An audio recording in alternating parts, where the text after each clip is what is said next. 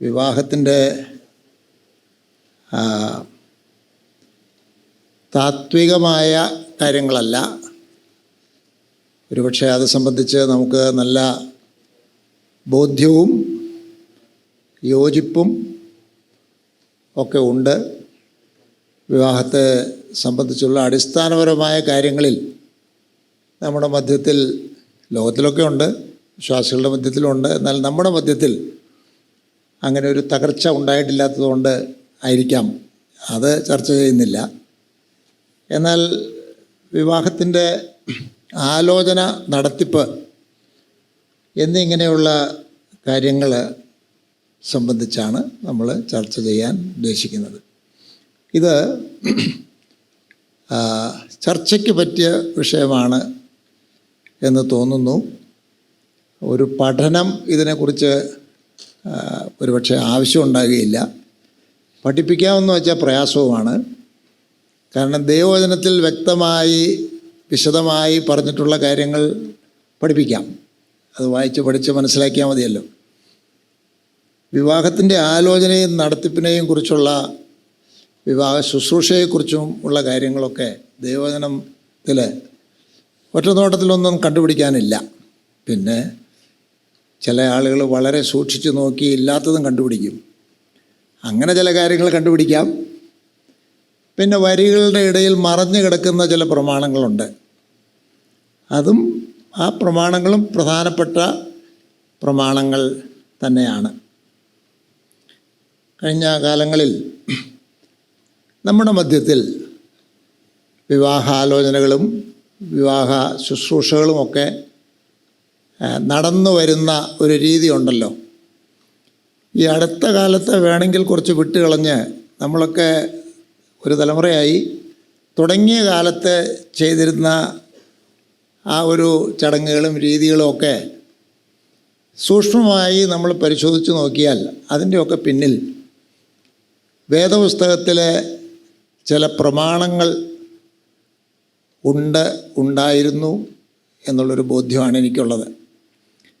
ഉദാഹരണത്തിന് എബ്രായ ലേഖനത്തിൽ നാം വായിക്കുന്നു, വിവാഹം എല്ലാവർക്കും മാന്യം. വിവാഹം എല്ലാവർക്കും മാന്യമായിരിക്കുന്നു എന്നതിനെ മനസ്സിലാക്കാം. വിവാഹം എല്ലാവർക്കും മാന്യമായിരിക്കട്ടെ എന്നും മനസ്സിലാക്കാവുന്ന രീതിയിലാണ് ആ വാക്യത്തിൻ്റെ ഘടന. വിവാഹം മാന്യമാണെങ്കിൽ മാന്യമായ ഒരു കാര്യത്തിൻ്റെ ആലോചനയെയും നടത്തിപ്പിനെയും കുറിച്ചാണ് നമ്മൾ പറയുന്നത്. മാന്യമായ ഒരു കാര്യം ആലോചിച്ച് നടപ്പിൽ വരുത്തുമ്പോൾ അത് മാന്യമല്ല എന്ന് ആർക്കും തോന്നിപ്പോകരുത്. അപ്പം അതുകൊണ്ട് വിവാഹം എന്ന സ്ഥാപനം എത്രത്തോളം പ്രധാനപ്പെട്ടതായി നമ്മൾ കാണുന്നുണ്ടോ അത്രത്തോളം തന്നെ പ്രാധാന്യം അതിൻ്റെ ആലോചനയ്ക്കും നടത്തിപ്പിനും ഉണ്ടെന്ന് ഒരുപക്ഷെ അങ്ങനെ തന്നെ ചിന്തിക്കാത്തതുകൊണ്ടാണ് നമ്മുടെ ഇടയിൽ പോലും ചില മാറ്റങ്ങളും വ്യത്യാസങ്ങളും ഒക്കെ വന്നിട്ടുള്ളത് എന്ന് ഞാൻ മുൻകൂട്ടി അങ്ങ് പറയുകയാണ്. വേദപുസ്തകത്തിൽ വിവാഹാലോചനയും വിവാഹം നടത്തിപ്പോകുന്നു അങ്ങനെ ഒരു മാനകമായ രീതിയിൽ, നമുക്കൊരു സ്റ്റാൻഡേർഡ് ആക്കാവുന്ന രീതിയിൽ വിവരിച്ചിട്ടില്ല. അതുകൊണ്ട് നമുക്ക് ആദ്യമായി പറയാൻ ആഗ്രഹിക്കുന്നത്, ഞാനീ പറഞ്ഞത് തന്നെയാണ്, വിവാഹത്തിൻ്റെ വിശുദ്ധിയും മാന്യതയും ഒക്കെ നിലനിർത്തുന്ന രീതിയിൽ നമുക്ക് കാര്യങ്ങൾ തുടക്കം മുതലേ ചെയ്യേണ്ടതുണ്ട്. നമുക്കറിയാമല്ലോ, റോമൻ കത്തോലിക്കർ തുടങ്ങിയ കൂട്ടങ്ങളിൽ വിവാഹം 7 കൂദാശകളിൽ ഒന്നാണ്. കൂദാശ എന്ന് പറഞ്ഞാൽ സുറിയാനി ഭാഷയിലെ, എബ്രായ ഭാഷയിലൊക്കെ കാദോഷ് എന്ന വാക്കിന് വിശുദ്ധം എന്നാണ് അർത്ഥം. അപ്പോൾ കൂദാശ എന്ന് പറഞ്ഞാൽ വിശുദ്ധ കർമ്മം എന്നാണ് അതിൻ്റെ മലയാളം. അവരതൊരു കൂദാശയാണെന്ന് പറയുമ്പോൾ അവർക്ക് അതിൻ്റേതായിരിക്കുന്ന പ്രത്യേകതകളുണ്ട്. ഞാൻ ഒരിക്കൽ ഒരു പള്ളിക്കകത്ത് ഒരു സുവിശേഷ യോഗം നടത്താൻ, ഞങ്ങളുടെ ഒരു ക്യാമ്പ് നടത്താൻ അന്വേഷിച്ച് ചെന്നപ്പോൾ അച്ഛൻ പറഞ്ഞു, കൂദാശകളൊന്നും ഇതിനകത്ത് നടത്താൻ പറ്റില്ല എന്ന് പറഞ്ഞു. അപ്പോൾ കൂദാശകൾ വിശുദ്ധ കർമ്മങ്ങളാണ്, അതിന് പ്രാധാന്യമുണ്ട്. അതുകൊണ്ട് അങ്ങനെ അവർ തീരുമാനിച്ചിരിക്കുകയാണ്. ഞാൻ പറഞ്ഞ അവരുടെ തീരുമാനത്തോട് നമ്മൾ യോജിക്കുന്നില്ല. കാരണം അങ്ങനെ സ്ഥലങ്ങളൊന്നും, എപ്പോഴും വിശുദ്ധമായിരിക്കുന്ന സ്ഥലങ്ങളൊന്നുമില്ല എന്ന് നമുക്കറിയാവുന്നത് കൊണ്ട്. എങ്കിലും മറ്റൊരർത്ഥത്തിൽ ആ ആശയത്തെ ഞാൻ മാനിക്കുവാൻ നിർബന്ധിതനായിരിക്കുകയാണ്. വിവാഹം ഒരു വിശുദ്ധ കർമ്മമാണ്. ദൈവം നിശ്ചയിച്ചു, ദൈവം വിലയിട്ടിരിക്കുന്ന ദൈവമക്കളുടെ മധ്യത്തിൽ ഏറ്റവും നല്ല രീതിയിൽ നടക്കണം എന്ന് ദൈവം ആഗ്രഹിക്കുന്ന കാര്യമാണ്. അത്രയും മാത്രം കാര്യങ്ങൾ ഉൾക്കൊണ്ടാൽ ആദ്യം മുതൽ അവസാനം വരെ ഉള്ള കാര്യങ്ങളിൽ ചില വ്യത്യാസങ്ങൾ വരുത്തുവാൻ നമുക്ക് സാധിക്കും. വിവാഹത്തിൻ്റെ ആലോചനയ്ക്കും നടത്തിപ്പിനുമൊക്കെ ആത്മീകവും സാമൂഹികവും നിയമപരവുമായ വശങ്ങളുണ്ട്. അത് നമ്മൾ സാധാരണ പറയാറുള്ളതാണ്. ആത്മീയമെന്ന് പറഞ്ഞാൽ വിവാഹത്തെക്കുറിച്ച് ബൈബിളിൽ പറഞ്ഞിരിക്കുന്ന സത്യങ്ങൾ, അതിൻ്റെ ആകത്തുകയാണ് വിവാഹത്തിൻ്റെ ആത്മീക വശം. വിവാഹം ആര് തമ്മിൽ കഴിക്കണം, വിവാഹം കഴിക്കുന്നത് എന്തിനാണ്, വിവാഹത്തിൻ്റെ ഉദ്ദേശ്യം, വിവാഹത്തിൻ്റെ ഉടമ്പടി സ്വഭാവം, വിവാഹം എന്നേക്കും ശാശ്വതമാണ് എന്നുള്ള കാര്യം എന്ന് പറഞ്ഞാൽ മരണം വരെ, ഇതൊക്കെ അതിൻ്റെ ആത്മീക വശങ്ങളാണ്. രക്ഷിക്കപ്പെട്ടവരുമായിട്ടേ വിവാഹം നടത്താവൂ. ആത്മീയമായ യോജിപ്പ് നോക്കി വിവാഹം നടത്തണം. ഇതൊക്കെ അതിൻ്റെ ആത്മീയ വശമാണ്. എന്നാൽ അതിനൊരു സാമൂഹിക വശമുണ്ട്. അതുകൊണ്ടാണ് വിവാഹത്തിൽ നമ്മൾ മറ്റാളുകളെയും സമൂഹത്തിലുള്ളവരെയും അവിശ്വാസികളെപ്പോലും ഉൾക്കൊള്ളിക്കുന്നത്. സമൂഹത്തിൻ്റെ മധ്യത്തിൽ ദൈവമക്കളായ നമുക്ക് നമ്മുടെ നല്ല സാക്ഷ്യം പുലർത്താനും കാണിക്കാനുമുള്ള അവസരമാണ് നമ്മുടെയൊക്കെ വിവാഹങ്ങൾ. അങ്ങനെ തന്നെ ആയിരിക്കേണ്ടതാണ്. എനിക്ക് ഓർമ്മയുണ്ട്, നിങ്ങൾക്ക് ഒരുപക്ഷെ ഓർമ്മ കാണും. ഇപ്പോൾ ഈ അടുത്ത കാലത്ത് കുറവാണ്. ആദ്യ കാലങ്ങളിലൊക്കെ നമ്മളിത് പള്ളിയില്ല പട്ടക്കാരനും ഇല്ലാത്തൊരു കൂട്ടം ആളുകളാണ്. ഇവർ ഈ വിവാഹം, മരണം, അങ്ങനെയുള്ള ശുശ്രൂഷകളൊക്കെ എങ്ങനെ ചെയ്യും എന്ന് പുറത്തു നിന്ന് നോക്കിക്കൊണ്ടിരുന്ന ആളുകളായിരിക്കണം. അവരിൽ ചിലർ നമ്മുടെ വിവാഹ ശുശ്രൂഷകൾ കഴിഞ്ഞിട്ട് വളരെ വിലമതിച്ച് സംസാരിച്ചതായിട്ട് ഓർമ്മയുണ്ട്. വളരെ നന്നായിരുന്നു. ഒരാൾ പറഞ്ഞത്, ഇവിടെ വന്നാൽ ആദ്യോടന്തം സമയം പോയത് അറിഞ്ഞില്ല, ഇവിടെ എന്താണ് നടക്കുന്നതെന്ന് എല്ലാവർക്കും മനസ്സിലാകുന്നുണ്ട് എന്നൊക്കെ പറഞ്ഞത് ഞാൻ ഓർക്കുന്നു. സമൂഹത്തിൽ വിവാഹത്തിൻ്റെ മേഖലയിൽ വളരെ ക്ഷീണം സംഭവിച്ച ഈ സാഹചര്യത്തിൽ നമ്മുടെ ഇടയിൽ നടക്കുന്ന വിവാഹങ്ങൾ, അതിൻ്റെ ആലോചനകളും നടത്തിപ്പുകളൊക്കെയാണ് ആളുകൾ കാണുന്നത്. അത് കാണുമ്പോൾ ദൈവനാമത്തെ ഉയർത്തത്തക്ക വിധത്തിൽ ശ്രദ്ധയോടെ നമ്മൾ ചെയ്താൽ അതൊരു വലിയ കാര്യമാണ്. അതിന് യാതൊരു സംശയവുമില്ല. നിയമപരമായ വശമുണ്ട്. ഈ നിയമപരമെന്ന് പറഞ്ഞാൽ ഗവൺമെൻറ് നിയമങ്ങൾ ഉണ്ടാക്കിയിട്ടുണ്ട്. ബൈബിളിലുള്ള നിയമങ്ങളല്ല, ഗവൺമെൻറ് ഉണ്ടാക്കിയ നിയമങ്ങൾ. വിവാഹത്തെ സംബന്ധിച്ചും മറ്റും നിയമങ്ങൾ ഉണ്ടാക്കാൻ ഗവൺമെൻറ്റിന് അനുവാദം ഉണ്ടോ എന്ന് ചോദിച്ചാൽ അതൊരു പഠിക്കേണ്ട വിഷയമാണ്. ബൈബിൾ അനുസരിച്ച് ആർക്ക് എന്തെല്ലാം അവകാശങ്ങളുണ്ട് എന്നുള്ളത് പഠിക്കേണ്ട വിഷയമാണ്. ഇപ്പോൾ നമ്മുടെ ഇന്ത്യയെ സംബന്ധിച്ചിടത്തോളമൊക്കെ ഹ്യൂമൻ റൈറ്റ്സ്, മനുഷ്യ അവകാശങ്ങളെക്കുറിച്ചാണ് ആളുകൾ പറയുന്നത്. മനുഷ്യ അവകാശങ്ങൾ നമുക്ക് തന്നിരിക്കുന്നത് നമ്മുടെ ഭരണഘടനയാണ് എന്നുള്ള നിലയിലാണ് എല്ലാവരും സംസാരിക്കുന്നത്, അല്ലേ? ഭരണഘടനയിൽ ഫണ്ടമെൻ്റൽ റൈറ്റ്സ്, മൗലിക അവകാശങ്ങൾ ഉണ്ടെന്നാണ് പറയുന്നത്. ഭരണഘടന ഉണ്ടാക്കിയവർക്ക് എന്ത് അവകാശം ഉണ്ടായിട്ടാ അവരിതൊക്കെ എങ്ങനെ ഉണ്ടാക്കിയത്? ഞാനതിലേക്കൊന്നും കടക്കുന്നില്ല. യഥാർത്ഥത്തിൽ ഞാൻ പറയാൻ ഉദ്ദേശിച്ചത് ഈ ഹ്യൂമൻ റൈറ്റ്സ്, മനുഷ്യാവകാശങ്ങൾ, മൗലിക അവകാശങ്ങൾ എന്നൊക്കെ പറയുന്നത് സൃഷ്ടാവായ ദൈവം നമുക്ക് തന്ന അവകാശങ്ങളാണ്. അത് ഭരണഘടനയിൽ എഴുതി ചേർത്തിട്ടുണ്ടെന്നേ ഉള്ളൂ. ഭരണഘടന തരുന്നതല്ല. ഭരണഘടനയെക്കുറിച്ച് തന്നെ പറയുന്നത് we the people of India എന്നാണ്. നമുക്ക് തന്നെ തന്ന ഒരു സാധനമാണെന്നാണ്. അപ്പോൾ നിയമപരമായ വശങ്ങൾ വിവാഹം സംബന്ധിച്ചുണ്ട്, വിവാഹം രജിസ്റ്റർ ചെയ്യുന്ന കാര്യങ്ങൾ സംബന്ധിച്ചുണ്ട്. ഒരു കാലത്ത് ഗവൺമെൻറ് അങ്ങനെ നിയമങ്ങളൊന്നും പ്രത്യേകം അവർക്കില്ലായിരുന്നു. ഒരു 200-300 വർഷങ്ങൾക്ക് മുൻപ് ഞാൻ വായിച്ച് മനസ്സിലാക്കിയതനുസരിച്ച് ലോകത്തിൽ ഒരിടത്തും തന്നെ ഗവൺമെൻറ് ഇതിലൊന്നും ഇടപെട്ട് രജിസ്റ്റർ ഒന്നും ഉണ്ടാക്കാറില്ല എന്നാണ്. എന്നാൽ പിന്നീട് പതുക്കെ പതുക്കെ വന്നിട്ട് അങ്ങനെയായി. അതാത് മതങ്ങളിലാണ്. അന്ന് ഇപ്പോൾ ഗവൺമെൻറ് ചെയ്യുന്ന കാര്യങ്ങൾ മതങ്ങളാണ് ചെയ്തിരുന്നത്. വേറെ തരത്തിൽ പറഞ്ഞാൽ മതങ്ങൾക്ക്, സഭകൾക്ക്, പള്ളികൾക്ക് വിവാഹം നടത്താനുള്ള ലൈസൻസും അതിനുള്ള അവകാശവും അധികാരവും ഒക്കെ കൊടുത്തിരുന്നു. നമുക്ക് തന്നെ ഓർമ്മയുണ്ട്, നമ്മുടെ ഇടയിൽ തന്നെ വിവാഹം കഴിച്ചിട്ട് നമ്മുടെ സഭയിൽ നിന്ന് കൊടുത്ത സർട്ടിഫിക്കറ്റും കൊണ്ട് വിദേശത്ത് പോയി പാസ്പോർട്ടൊക്കെ എടുത്ത് വിവാഹിതരാണെന്നുള്ളൊരു തെളിവ് അതാണ്. ഇന്നത് നടക്കുകയില്ല.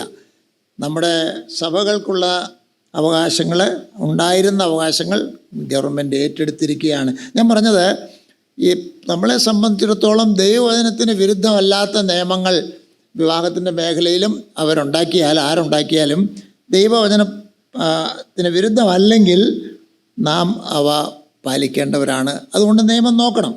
ഇപ്പോൾ തൽക്കാലം നിയമം എന്ന് പറയുന്നത് വളരെ കുറവാണ്. നിയമം എന്ന് പറയുന്നത് ആണും പെണ്ണുമായിരിക്കണമെന്നുള്ള നിയമം കേരളത്തിലൊക്കെ ഉണ്ടെന്ന് തോന്നുന്നു. അതൊക്കെ മാറിപ്പോകാൻ സാധ്യതയുണ്ട്. പ്രായപൂർത്തിയായിരിക്കണം, സമ്മതമുള്ളവരായിരിക്കണം, പിന്നെ മനോവൈകല്യം ഇല്ലാത്തവരായിരിക്കണം. എങ്ങനെയൊക്കെയുള്ള നിയമങ്ങളേ ഉള്ളൂ.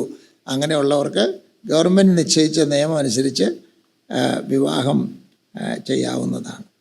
ഈ വിവാഹത്തിൻ്റെ ആലോചനയിലും നടത്തിപ്പിലും സഭയ്ക്കും കുടുംബങ്ങൾക്കും സമൂഹത്തിനുമൊക്കെ ഒരു പങ്കുണ്ട്.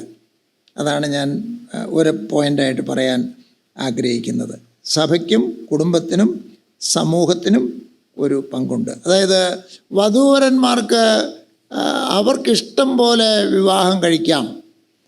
ആരെയും നോക്കണ്ട, സഭയെ നോക്കണ്ട, കുടുംബത്തെ നോക്കണ്ട, സമൂഹത്തെ നോക്കേണ്ട എന്നുള്ള ഒരു കാര്യം നമുക്ക് ദൈവവചന പ്രകാരം പറയാൻ സാധിക്കുകയില്ല.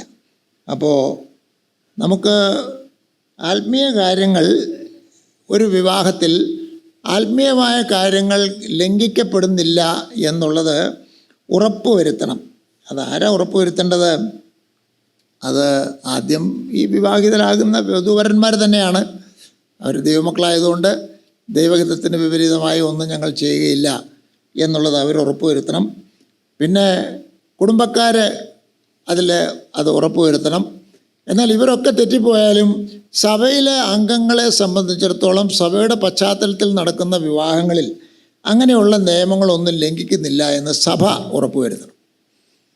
സഭയ്ക്ക് അതൊരു പ്രത്യേക ഉത്തരവാദിത്വം ഉണ്ട് എന്നാണ് അതിനെക്കുറിച്ച് പറയാൻ ആഗ്രഹിക്കുന്നത്. അപ്പോൾ ഈ വിവാഹ ആലോചനയിൽ തന്നെ നാം നേരത്തെ സൂചിപ്പിച്ച ആത്മീയ പ്രമാണങ്ങൾ പാലിക്കപ്പെടുന്നുണ്ട് എന്ന് ഉറപ്പാക്കാൻ വേണ്ടതായ നടപടികൾ സ്വീകരിക്കണം. സഭാതലത്തിൽ സ്വീകരിക്കേണ്ടവ സഭാതലത്തിൽ സ്വീകരിക്കണം.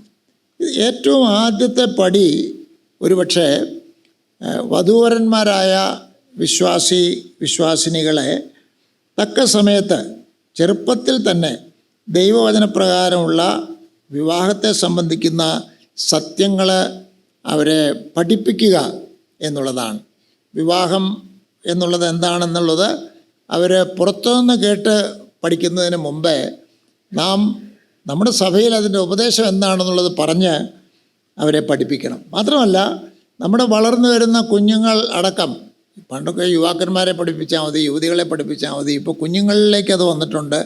അവരെ അടക്കം കാര്യകാരണ സഹിതം വിവാഹത്തിൻ്റെയും മറ്റും കാര്യത്തിൽ എന്തുകൊണ്ടാണ് സഭ ഇന്നിന്ന പ്രകാരം പ്രവർത്തിക്കുന്നത് എന്ന് പറഞ്ഞ് മനസ്സിലാക്കാൻ, അവരുടെ പ്രായത്തിനനുസരിച്ച് അവരെ സ്വാധീനിക്കുവാൻ ഒരു അഭ്യാസം നാം കൊടുക്കേണ്ടത് ആവശ്യമാണ്.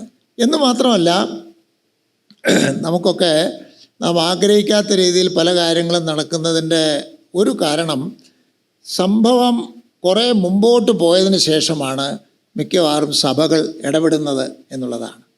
കുറച്ച് നേരത്തെ അല്ലെങ്കിൽ കുറേ നേരത്തെ ആയിരുന്നെങ്കിൽ തടയാമായിരുന്ന കാര്യങ്ങൾ തടയാൻ നമുക്ക് സാധിക്കുന്നില്ല എന്നുള്ളതാണ്. ഉദാഹരണത്തിന്, ഇപ്പോൾ ഒരു പ്രേമവിവാഹത്തെ തടയാൻ, ഇപ്പോൾ ഇന്നത്തെ നിലയിൽ രണ്ടുപേരെ പ്രേമവിവാഹത്തിനങ്ങ് ചട്ടം കെട്ടിക്കഴിഞ്ഞാൽ അതിനെ തടയാൻ ഒരുപക്ഷെ ആര് വിചാരിച്ചാലും സാധിക്കില്ല. പിന്നെ അതൊക്കെ മയപ്പെടുത്തി എന്തെങ്കിലുമൊക്കെ ചെയ്യാൻ സാധിച്ചെന്ന് വന്നേക്കാം.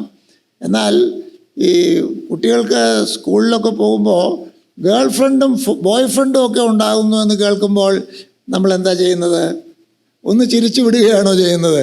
അല്ലേ? അതൊക്കെ എല്ലാവർക്കും ഉള്ളതാണ് എന്നുള്ള രീതിയിൽ ചിരിച്ചു വിടുകയാണോ ചെയ്യുന്നത്? ചിലർക്ക് ഗേൾ ഫ്രണ്ട് കാണും, ചിലർക്ക് ബോയ് ഫ്രണ്ട് കാണും, ചിലർക്ക് ബോയ് ഫ്രണ്ടോ ഗേൾ ഫ്രണ്ടോ ഇല്ലാത്തതിലുള്ള നിരാശ കാണും. അങ്ങനെയുള്ള കുട്ടികളൊക്കെ നമ്മുടെ വീടുകളിലും സഭകളിലും ഉണ്ടാകും.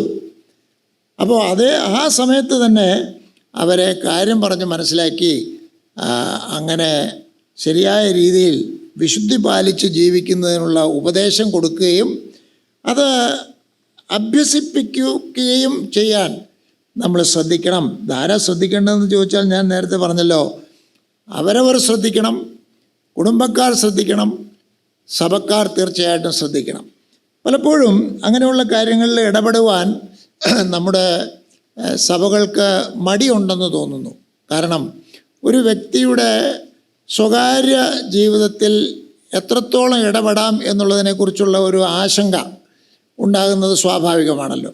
പക്ഷേ ആ ആശങ്കയുടെ ഫലമായി ഇടപെടാതെ മാറി നിൽക്കുന്നത് കൊണ്ട് നാം പല തെറ്റുകൾക്കും നോട്ടക്കാരായി, കാഴ്ചക്കാരായി തീരുകയും സമയം വരുമ്പോൾ ഇടപെടാൻ നിവൃത്തിയില്ലാത്ത സാഹചര്യം വരുമ്പോൾ നമുക്ക് ഇടപെടേണ്ടതായി വരികയും അതുകൊണ്ട് വേണ്ടത്ര ഗുണമോ ഫലമോ ഇല്ലാതായി തീരുകയും ചെയ്യുന്ന സ്ഥിതി ഉണ്ടാകുന്നുണ്ട്.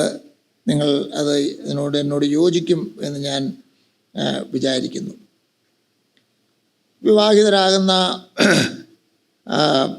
പ്രതിശ്രുത വധൂവരന്മാർ യഥാർത്ഥത്തിൽ നമുക്ക് ആദ്യം നോക്കേണ്ട കാര്യം, പ്രത്യേകിച്ച് സഭ ഉറപ്പാക്കേണ്ട കാര്യം, സഭയല്ല കുടുംബവും ആദ്യം ഉറപ്പാക്കേണ്ട കാര്യം, അവർ രണ്ടുപേരും മാനസാന്തരപ്പെട്ട് വിശ്വസിച്ച് വ്യക്തി തലത്തിൽ രക്ഷയുടെ ഉറപ്പുള്ളവർ ആണെന്നാണ്. അതിലൊക്കെ പലപ്പോഴും നമ്മുടെ ഇടയിലുള്ള സംസാരമാണ്. അവരൊന്നും ശരിക്കും രക്ഷിക്കപ്പെട്ടവരല്ലായിരിക്കും. ഓരോ വിഷയങ്ങൾ വരുമ്പോൾ പറയുക, കുട്ടികളെക്കുറിച്ചും പറയും, മുതിർന്നവരെക്കുറിച്ചും പറയും, അല്ലെങ്കിലും അയാൾ ശരിക്കും രക്ഷിക്കപ്പെട്ടവരല്ലായിരിക്കും. അതൊരു തരത്തിൽ പറഞ്ഞാൽ അത് എന്താ പറയുന്നത്, ശരിക്കും രക്ഷിക്കപ്പെട്ടവരാണോ എന്ന് ആരാ കണ്ടുപിടിക്കേണ്ടിയിരുന്നത്? അവരാ കണ്ടുപിടിക്കേണ്ടത്. അല്ല, അവർ കണ്ടുപിടിച്ചില്ലെങ്കിൽ അപ്പനമ്മമാർക്ക് മനസ്സിലാകണ്ടേ? ഇനി അപ്പനമ്മമാർക്ക് അതിന് കഴിവുറവ് ഉണ്ടായിപ്പോയി സാധിച്ചില്ലെങ്കിൽ മൂപ്പന്മാർ കണ്ടുപിടിക്കണ്ടേ? ഇതാരും കണ്ടുപിടിക്കാതെ തെറ്റിപ്പോകുമ്പോൾ അല്ലെങ്കിലും അവനൊന്നും അവളൊന്നും ശരിക്കൊന്നും രക്ഷിക്കപ്പെട്ടതല്ലായിരിക്കും എന്ന് പറഞ്ഞു പോകും ചിലപ്പോൾ അങ്ങനത്തെ പ്രവൃത്തികൾ കാണുമ്പോൾ. കാരണം വിശ്വാസികളിൽ നിന്ന് ഒരിക്കലും പ്രതീക്ഷിക്കാത്തൊരു കാര്യം വിശ്വാസി എന്ന് പറയുന്ന ആൾ ചെയ്യുമ്പോൾ പറയുമല്ലോ. പക്ഷേ അത് ഒരു ബുദ്ധിയുള്ള ഒരു കാര്യമല്ല. ഒരു രോഗി ആശുപത്രിയിൽ വന്നിട്ട് മരിച്ച് കഴിയുമ്പോൾ അദ്ദേഹത്തിൻ്റെ രോഗം മനസ്സിലായില്ല എന്ന് ഡോക്ടർ തന്നെ പറയുന്നത് പോലെ ഉള്ളൊരു സംഭവമാണ് യഥാർത്ഥത്തിൽ അത്. അപ്പോൾ അതിനെന്ത് ചെയ്യണം? അതിനാണ് ഞാനീ പറഞ്ഞത്, നമ്മുടെ കുഞ്ഞുങ്ങൾ എത്രയും വേഗം അവർ കർത്താവിനെ രക്ഷിതാവായി സ്വീകരിക്കുകയും മനസ്സാന്തരപ്പെടുകയും രക്ഷയുടെ ഉറപ്പ് പ്രാപിക്കുകയും ഒക്കെ ചെയ്തിട്ടുണ്ട്. എവിടെയെങ്കിലും ഒന്ന് പറഞ്ഞിട്ടുണ്ടെന്നല്ല, ശരിക്കും അങ്ങനെ തന്നെയാണ് എന്ന് കുട്ടികളുടെ പുറകെ നടന്ന് അവരെ വിഷമിപ്പിക്കാതെ, പക്ഷേ ഒരു കാര്യം മനസ്സിലാക്കിയാണ് എന്ന് ഉറപ്പാക്കാൻ നമുക്ക് സാധിക്കേണ്ടത് ആവശ്യമാണ്. അതിനോടൊപ്പം അവരുടെ ജീവിതത്തിലെ ചില മാറ്റങ്ങളും ഒക്കെ, തീർച്ചയായിട്ടും രക്ഷിക്കപ്പെട്ട ജീവിതത്തിൽ മാറ്റങ്ങളുണ്ടല്ലോ, ആ മാറ്റങ്ങളൊക്കെ കണ്ട് ഉറപ്പാക്കി അവർക്ക് അതനുസരിച്ചുള്ള പ്രോത്സാഹനവും പരിശീലനവും കൊടുക്കാൻ സഭകളിൽ ശ്രദ്ധ കൂടുതൽ ഉണ്ടായിരിക്കണം എന്നാണ് ഞാനതിനെക്കുറിച്ച് ചിന്തിക്കുന്നത്.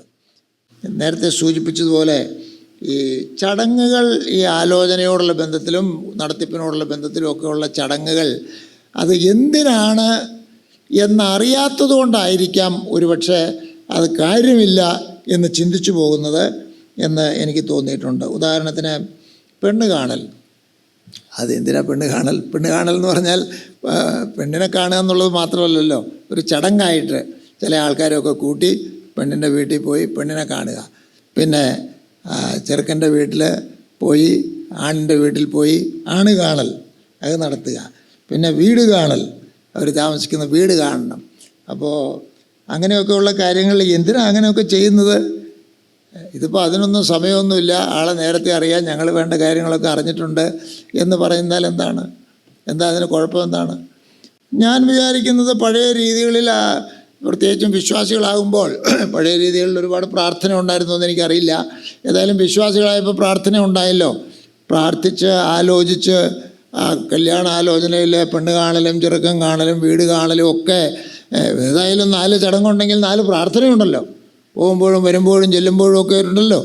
അപ്പോൾ അങ്ങനെ ചെയ്യുമ്പോൾ അതിനൊരു സേഫ്റ്റി ഫാക്ടർ കൂടുതലാണ്. അപ്പോൾ ഈ ചടങ്ങുകളൊക്കെ ഇപ്പോൾ പിന്നെ ഈ ചടങ്ങുകളൊക്കെ വേണ്ടാന്ന് വയ്ക്കുന്നത് സൗകര്യത്തിന് വേണ്ടാന്ന് വയ്ക്കുകയാണ്. അതിൻ്റെ വില അറിയാത്തത് കൊണ്ടാണ് എന്ന് ഞാൻ പറയാൻ ആഗ്രഹിക്കുകയാണ്. അതുപോലെ ഈ വീട് കാണാൻ പോകുമ്പോൾ ചോദിക്കുന്ന ഒരു ചോദ്യമാണ്, അത് ഇപ്പോൾ ഈ അടുത്ത കാലത്തേ ഉള്ളൂ, ചെറുക്കൻ്റെ വീട് കാണാൻ പോകുമ്പോൾ പെണ്ണ് പോകണ്ടേ? അപ്പോൾ ഇപ്പോൾ ചോദിച്ചപ്പോൾ പലരും അത് നല്ല കാര്യമാണ് എന്ന് പറഞ്ഞു എന്ന് പറഞ്ഞാൽ ഇത് ഒരുപാട് കാലങ്ങളായിട്ട് ചെയ്യാത്തൊരു കാര്യം ഇപ്പോൾ അത് തുടങ്ങുക എന്ന് പറയുമ്പോൾ അതിൻ്റെ എന്തെങ്കിലും ഇപ്പോൾ കഴിഞ്ഞ കാലങ്ങളിൽ മണ്ടത്തരം പറ്റി ഒരു വിവരമില്ലാത്ത ആളുകളായിരുന്നു ഈ കല്യാണമൊക്കെ ആലോചിച്ച് നടത്തിയത്. രസകരമായ കാര്യം, ഇപ്പോൾ വിവാഹം ഇങ്ങനെ പെണ്ണ് പോയി കണ്ടിട്ടുള്ള വിവാഹങ്ങൾ വിജയിക്കുകയും പണ്ട് പെണ്ണ് കാണാതെ വീട് കാണാൻ പെണ്ണ് പോകാത്ത വിവാഹം പരാജയപ്പെട്ടതിൻ്റെ സർവേയും സ്റ്റാറ്റിസ്റ്റിക്സും ഒന്നും ഇല്ല കേട്ടോ. പിന്നെ അതിന് ന്യായം പറഞ്ഞ് ഞാൻ കേട്ടിട്ടുള്ളത്, അവൾക്ക് പോയി താമസിക്കേണ്ട വീട് അവളല്ലേ പോയി കാണേണ്ടത് എന്നുള്ള. അപ്പം ഞാനതിനെക്കുറിച്ച് അല്പം കടത്തി പറയുകയാണ് എന്ന് തന്നെ ചിന്തിച്ചോളൂ. ഞാനതിനെക്കുറിച്ച് ചിന്തിച്ചത് അത് ആ പെൺകുട്ടിക്കൊരു ഗതികേടാണ്. അതായത് അവൾക്ക് പോയി താമസിക്കാൻ പാർക്കാൻ പറ്റിയ ഒരു വീട് അവൾ തന്നെ പോകാതെ ഏൽപ്പിക്കാൻ ഒരാളില്ലാത്ത ഗതികേട്. ഒരപ്പൻ ഒരു ചെറുക്കൻ്റെ വീട്ടിൽ പോകുമ്പോൾ പെണ്ണിനെ കൊണ്ടുപോകാതെ തന്നെ അമ്മ പോകുമ്പോൾ, പെങ്ങന്മാർ പോകുമ്പോൾ, അമ്മായിമാർ പോകുമ്പോൾ അവരെന്തായി നോക്കുന്നത്? അവർ ഞങ്ങളുടെ മകൾക്ക് അവിടെ പോയി താമസിക്കേണ്ടതാണെന്നുള്ളതല്ലേ അവരുടെ മനസ്സിലിരിക്കുന്നത്. അങ്ങനെയല്ലേ വേണ്ടത്? അവർക്കൊക്കെ കൂടെ ഒരു തെറ്റ് പറ്റും. മോള് തന്നെ പോയി കണ്ടിട്ട് നിങ്ങളെന്നോട് വിയോജിച്ചാലും കുഴപ്പമില്ല, ഒരു കാര്യമില്ല ആ പോക്കിൽ, അതില്ല. പിന്നെ എന്താണെന്ന് ചോദിച്ചാൽ ഇന്നത്തെ വേണമെങ്കിൽ ആ ഒരു ഇതുണ്ടല്ലോ, എന്തായാലും പറയുന്നത് നാരി ശക്തി, സ്ത്രീ സമത്വം എന്നൊക്കെ പറയുന്ന മുദ്രാവാക്യത്തിന് പറ്റിയതായിരിക്കും. ഞങ്ങളുടെ പെണ്ണുങ്ങളിപ്പോൾ പഴയ പോലെയൊന്നും അല്ല എന്നൊക്കെ പറയാൻ വേറൊരു ഗുണം ഞാനതിൽ കാണുന്നില്ല. ഞാൻ വലിയ അടുക്കലൊന്നും അല്ല പറയുന്നത്, എൻ്റെ മനസ്സിൽ വന്ന ചില ചിന്തകളിങ്ങനെ പറയുകയാണ്. വേറൊരു വിഷയം വിവാഹ ആലോചനകളോടുള്ള ബന്ധത്തിൽ മനസ്സിലായിട്ടുള്ളത്, നമ്മുടെയൊക്കെ സഭകളിൽ വിവാഹ ആലോചനകൾ വരുമ്പോൾ ഈ വീട്ടുകാരോടൊക്കെ ചോദിച്ചതിന് ശേഷം സഭയിൽ ചോദിക്കുമല്ലോ. അതായത് ആ ചെറുക്കൻ എങ്ങനെയുണ്ട്, ആ പെണ്ണെങ്ങനെയുണ്ട്, ഒരു കല്യാണാലോചന ഉണ്ട് എന്ന് ചോദിക്കുമ്പോൾ കണ്ടിട്ടുള്ള ഒരു പ്രയാസം എന്ന് ചോദിച്ചാൽ അതിനെക്കുറിച്ച് ആർക്കും കാര്യമായിട്ടൊന്നും അറിയില്ലെന്നുള്ളതാണ്. എന്നോടൊക്കെ ചോദിക്കുമ്പോൾ ഞാൻ പറയും അവരുടെ വീട്ടുകാരെയൊക്കെ അറിയാം. അപ്പോൾ വീട്ടുകാരെക്കുറിച്ച് എന്തെങ്കിലും പറയും, പെൺകുട്ടിയെക്കുറിച്ച് ആൺകുട്ടിയെക്കുറിച്ച് കാര്യമായിട്ടൊന്നും വ്യക്തിപരമായിട്ട് അറിയില്ല കേട്ടോ എന്ന് പറയും. എന്നാലൊന്ന് അറിഞ്ഞു പറയാമെന്ന് വിചാരിച്ച് ആ സഭയിലെ മൂപ്പനോട് ചോദിച്ചാലോ, മൂപ്പനും ഏതാണ്ട് അങ്ങനെയൊക്കെ തന്നെ, എല്ലാ മൂപ്പന്മാരെയും കുറിച്ചല്ല, അങ്ങനെയൊക്കെ തന്നെയാണ്. മൂപ്പന്മാർ സഭയിൽ സഭായോഗം നടത്തുന്നുണ്ട്, പ്രാർത്ഥനായോഗം നടത്തുന്നുണ്ട്, അങ്ങനെയുള്ള ചില കാര്യങ്ങൾ ചെയ്യുന്നുണ്ടെന്നുള്ളതല്ലാതെ അവിടെയുള്ള ആൺകുട്ടികളെയും പെൺകുട്ടികളെയും ഒന്ന് മനസ്സിലാക്കി അവർക്ക് യോജിച്ച വിവാഹത്തെക്കുറിച്ച് എന്തെങ്കിലും ഒരു ആലോചന പറയത്തക്ക വിധത്തിൽ മനസ്സിലാക്കുന്നതിൽ വീഴ്ച വരുന്നുണ്ട് എന്നാണ് എനിക്കതിനെക്കുറിച്ച് തോന്നിയിട്ടുള്ളത്. ഒരുപക്ഷെ ഇതൊക്കെ നമുക്ക് ചർച്ച ചെയ്യാം, എന്ത് ചെയ്യാം, എങ്ങനെ ചെയ്യാം എന്നുള്ളത് നമുക്ക് ചർച്ച ചെയ്യാവുന്നതാണ്. നമ്മുടെ ഇടയിൽ ഉദാഹരണത്തിന് ഇപ്പോൾ ഈ ടെമ്പറമെൻറ്റിനെ കുറിച്ചൊക്കെ നമ്മുടെ ഇപ്പോൾ സഹോദരന്മാർ ബ്രാഹ്മണരൊക്കെ നമ്മളെ പണ്ടേ പഠിപ്പിച്ചിട്ടുണ്ട്. അതുകൊണ്ട് നമ്മൾ അതിനെക്കുറിച്ച് വളരെ കോൺഷ്യസ് ആണ്. അപ്പോൾ നമ്മുടെ കൂട്ടത്തിലുള്ള ഈ വിവാഹം നടത്താൻ വിവാഹയോഗ്യരായ ആളുകളെക്കുറിച്ച് അതൊക്കെ ഒന്ന് മനസ്സിലാക്കണ്ടേ, അതൊന്ന് ശരിക്കും മനസ്സിലാക്കി വെക്കണ്ടേ. അതിപ്പോൾ കൗൺസിലിങ്ങിൻ്റെ സമയത്ത് അവർ ചിലപ്പോൾ അതിനെക്കുറിച്ച് ചിന്തിച്ചിട്ടുണ്ടാവില്ല, ആർക്കും അതിനെക്കുറിച്ചൊരു ഐഡിയയും ഇല്ല. എന്തിനാ അത്രയും അജ്ഞരായിട്ട് നമ്മൾ കഴിയുന്നത്? ആളുകളെ മനസ്സിലാക്കുന്നതിൻ്റെ, മൂപ്പന്മാരെ ഇടയന്മാർ ആടുകളെ മനസ്സിലാക്കുന്നതിൻ്റെ ഒരു ഭാഗവും കൂടിയല്ലേ അത്. വിവാഹത്തിന് മാത്രമല്ലല്ലോ എന്ന് ഞാൻ അങ്ങനെ പറയുകയാണ്.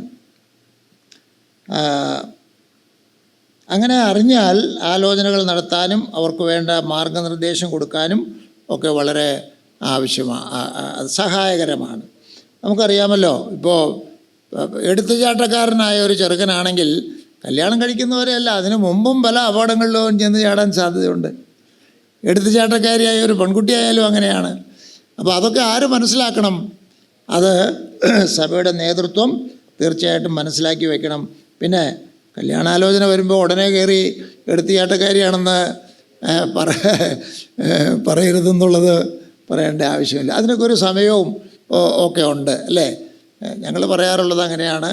വിവാഹം ആലോചിച്ച് വളരെ ഗൗരവമായ ആലോചനയിലേക്ക് വരുമ്പോൾ ചില കാര്യങ്ങൾ പറയുക, ആദ്യം കുറച്ച് കാര്യങ്ങൾ പറയുക, പിന്നെ അത് ഗൗരവമാണെന്നറിയുമ്പോൾ പിന്നെ അടുത്ത സെറ്റ് ഓഫ് കാര്യങ്ങൾ പറയുക, പിന്നെ ഇതിപ്പോൾ നടക്കുമെന്ന് പറയുമ്പോൾ പറയാനുള്ളതെല്ലാം പറഞ്ഞിട്ടുണ്ട് എന്ന് ഉറപ്പുവരുത്തുക. അപ്പോൾ അത് സഭയിലെ മൂപ്പന്മാരുടെയും വിവാഹ ആലോചനകൾ നടത്തുന്നവരുടെയും ഒക്കെ ഉത്തരവാദിത്വമാണ് എന്ന് പറയേണ്ടതില്ലല്ലോ. നിങ്ങൾക്ക് ഓർമ്മയുണ്ടായിരിക്കും, ചില വിവാഹങ്ങളൊക്കെ നടന്നതിന് ശേഷം അയ്യോ അത് പറഞ്ഞില്ലല്ലോ, കൗൺസിലിങ്ങിൽ പറഞ്ഞില്ലല്ലോ, അല്ലെങ്കിൽ കൗൺസിലർ അത് പറഞ്ഞില്ലല്ലോ എന്നൊക്കെ ഉള്ള പരാതി വരുന്നുണ്ട്. അപ്പോൾ അത് ഒക്കെ നമുക്ക് പരിഹരിക്കേണ്ടത് ആവശ്യമാണ്. ഈ കൗൺസിലിംഗ് എന്ന് പറഞ്ഞാലും നമുക്കറിയാമല്ലോ, കൗൺസിലിംഗ് വിജയിക്കണമെങ്കിൽ ആദ്യം എന്താ വേണ്ടത്? കൗൺസിലിംഗ് വിജയിക്കണമെങ്കിൽ കൗൺസിലിംഗ് സ്വീകരിക്കുന്ന ആൾക്ക് ഈ കൗൺസിലിങ്ങിനെ കുറിച്ചുള്ള ഒരു ആവശ്യബോധം വേണം. കൗൺസിലിംഗ് എന്ന് പറയുന്നത് ഒരു ഒരു ഒരു ശിക്ഷാ നടപടി എന്നുള്ള നിലയിൽ ചിലപ്പോൾ കൗൺസിലിംഗ് കൊടുക്കും. പിന്നെ ചില തെറ്റുകളൊക്കെ ചെയ്ത് മാനസാന്തരപ്പെട്ടാലും ഇല്ലെങ്കിലും ഒരു കൗൺസിലിംഗ് കൊടുക്കും. കാരണം കൗൺസിലിംഗ് പ്രൊബേഷൻ പീരീഡ് കഴിഞ്ഞിട്ട് വേണം. എന്നാൽ സാധാരണഗതിയിൽ കൗൺസിലിംഗ് അങ്ങനെയല്ല, നമ്മളോട് ഉപദേശം ചോദിക്കുന്നവർക്കാണ് ഉപദേശം കൊടുക്കുന്നത്. അപ്പോൾ അങ്ങനെ ഉപദേശം ചോദിച്ച് ഉപദേശം കൊടുക്കുക, ബുദ്ധി ഉപദേശം കൊടുക്കുക എന്നുള്ള കാര്യം നടക്കേണ്ടത് ആവശ്യമാണ്. വേറൊരു കാര്യം, പ്രേമവിവാഹമാണോ മാതാപിതാക്കന്മാർ ആലോചിച്ച് നടത്തുന്ന വിവാഹമാണോ നല്ലത്, അല്ലെങ്കിൽ അതിൻ്റെയൊക്കെ ഗുണദോഷങ്ങൾ എന്തൊക്കെയാണ് എന്നുള്ളതിനെക്കുറിച്ച് ഒരു ധാരണയൊക്കെ നമുക്കെല്ലാവർക്കും പൊതുവെ ഉണ്ടായിരിക്കുന്നത് നല്ലതാണ്. പാശ്ചാത്യ രാജ്യങ്ങളിൽ ഇപ്പോൾ ഡേറ്റിങ്ങും ഒക്കെ വിശ്വാസികളുടെ ഇടയിൽ പോലും നിലനിൽക്കുന്നുണ്ട്. എന്നാൽ അവിടെ പോലും ചില തലമുറകൾക്ക് മുൻപ് അതൊന്നും ഇല്ലായിരുന്നു. ഉണ്ടായിരുന്നത് തന്നെ അതിൻ്റെ വ്യത്യസ്തമായ രീതിയിലായിരുന്നു.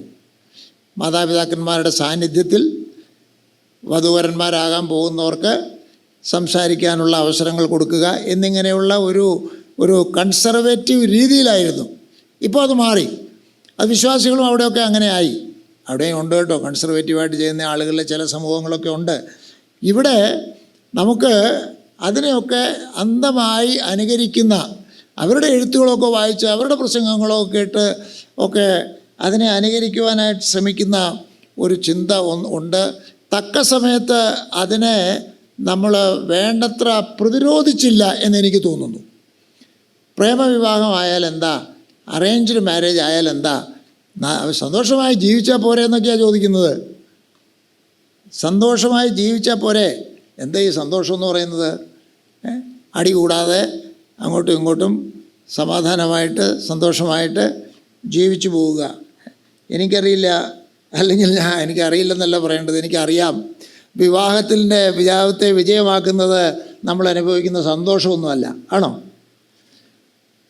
അതും പറയണോ? ഒരു വിവാഹം എങ്ങനെയാണ് വിജയമാകുന്നത്? വിവാഹം സ്ഥാപിച്ചപ്പോൾ ദൈവം ഉദ്ദേശിച്ച കാര്യങ്ങൾ നടപ്പിലാകുമ്പോഴാണ് ഒരു വിവാഹം വിജയമാകുന്നത്. അല്ലാതെ രണ്ടു കൂട്ടരും കൂടെ സന്തോഷമായി ജീവിക്കുന്നു എന്നുള്ളതിലല്ല. നമുക്കറിയാം വിവാഹത്തിൻ്റെ ഉദ്ദേശം, എല്ലാറ്റിൻ്റെയും ഉദ്ദേശം ദൈവനാമ മഹത്വമാണ്. എനിക്കൊരു സന്തോഷമില്ലെങ്കിലും, എനിക്ക് കിട്ടിയ ഭാര്യ നല്ലതല്ലെങ്കിലും, എൻ്റെ ഈ ലോക ജീവിതത്തിലുള്ള കുടുംബജീവിതം കൊണ്ട് എൻ്റെ കർത്താവിൻ്റെ നാമം ദുഷിക്കരുത്, മഹത്വപ്പെടണം എന്ന് ചിന്തിച്ചൊരാൾ സഹിച്ച് ജീവിതകാലം മുഴുവൻ ജീവിച്ചാൽ ആ അപ്പച്ചനും അമ്മച്ചിയും ഒക്കെ ദൈവഭയത്തോടെ ജീവിച്ച ആളുകളാണ്. ഇവിടെ നരകമായിരുന്നിരിക്കും. എങ്കിലും നാട്ടിൽ അങ്ങനെ ഒരു പേരുണ്ടായാൽ വിജയമാണോ പരാജയമാണോ? ഇന്നത്തെ മോഡേൺ കൗൺസിലേഴ്സ് പറയും അട്ടർ പരാജയമാണെന്ന് പറയും. പക്ഷെ ദൈവശാസ്ത്രത്തിൻ്റെ ദൃഷ്ടിയിൽ നമുക്ക് പറയാം അത് വിജയമായിരുന്നു എന്ന് പറയാം. അവിടെ ഉണ്ടായ സന്തോഷക്കുറവും അവിടെ ഉണ്ടായ ദുഃഖമൊക്കെ ദൈവം കമ്പൻസേറ്റ് ചെയ്യുമെന്നേ. ഒന്നാമത്തെ ഉദ്ദേശം നിറവേറിയല്ലോ. രണ്ടാമത്തെ ഉദ്ദേശം എന്താ?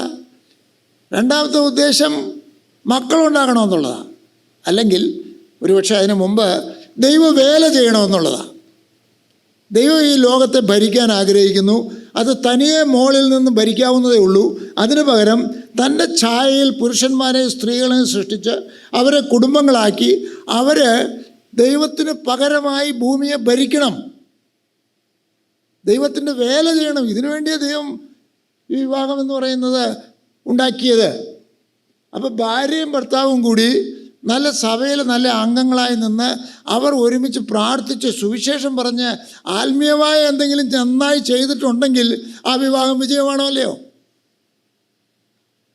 അല്ലാതെ അടിച്ചു പൊളിച്ച് സന്തോഷമായി ജീവിച്ചു, പക്ഷേ പ്രാർത്ഥനയില്ല, സുവിശേഷ പ്രവർത്തനമില്ല, അങ്ങനെ ഒരു ബോധം പോലുമില്ല, ആ വിവാഹം വിജയമാണോ പരാജയമാണോ? നമ്മൾ നോക്കേണ്ടത് ആവശ്യമാണ്. നമുക്കൊക്കെ തെറ്റുപറ്റി പോകാൻ സാധ്യതയുള്ളതാണ്. നമ്മൾ പുറമേ നിന്ന് നോക്കിയാണ് വിവാഹത്തിൻ്റെ വിജയം നിശ്ചയിക്കുന്നത്.